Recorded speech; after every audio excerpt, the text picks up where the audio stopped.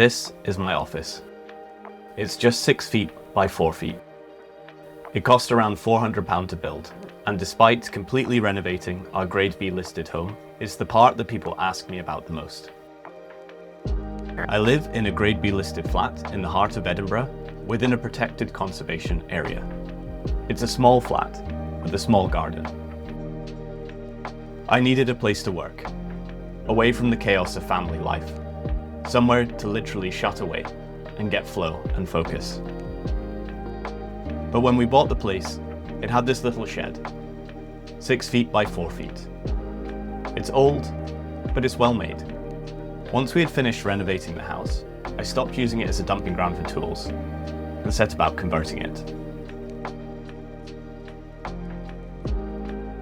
I found a conservatory door and window on Facebook Marketplace for just £35, so I used these as the basis for my design. To keep it a bit more interesting, I mounted them both on a corner. This meant chopping out a serious amount of the original shed. I wanted it to be warm in winter. This is Scotland after all. So I probably overspecified the insulation. First a membrane, then 25mm of kingspan throughout, and sealed completely with aluminium tape. The shed relies on trickle vents in the windows for ventilation, but because the volume is so small, that's been more than sufficient. The interior is clad in OSB board for an honest expression of the materials. I whitewashed it, and whilst I love how it looks, if I was to do it again, I wouldn't use OSB. The off-gassing from the resin was far stronger than I expected. It smelled of chemicals for months. Inside, every square centimetre has to earn its place. There's a bookshelf, a signed piece of provocative artwork from our friend and tattoo artist Emily Malice, my guitar, which is hooked up to a tiny amp, loud enough to get a fix of some shredding with a bit of distortion, but hopefully not enough to annoy the neighbours.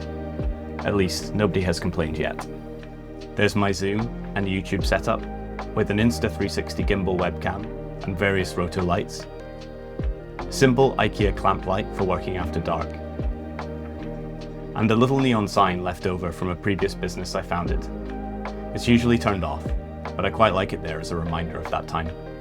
Then there's the desk. It's been in my family since before I was born, and it bears the scars of all different sorts of uses over the years. I even carved my name into it once, but there's been so much wear since that even that has disappeared. It's imperfect, but it's warm.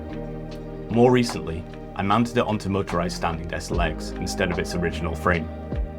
It's a slightly odd composition of old and new, but it's such a good setup that I genuinely can't imagine ever replacing it. There's a large monitor and all wireless Apple accessories, so I can walk through the door and be working within seconds. The Dyson heater handles both heating and cooling. It does this surprisingly well because there's so little air volume to deal with. The floor is carpeted using an offcut from our renovation. Outside, it's painted green, and we built decking and planters around it. Over time, gradually, it's settled into the garden. Surrounded by seasonal flowers and shrubs, it's become a really lovely place to sit and work, especially looking out through the corner window. In total, it cost about £400 to convert. Roughly 5 to 10% of what a purpose-built garden office would have cost. It took around 5 days, built almost entirely with hand tools. It wasn't complicated. I suppose that's really why I wanted to make this video. Not because I think everyone should convert their old shed, but because I think we often overestimate how much space we need to make somewhere that feels entirely our own. I call it Studio 64, 6 feet by 4 feet. It's this little micro-expression of the work I get paid to do, my love of guitar, and this forever passion for making and crafting spaces.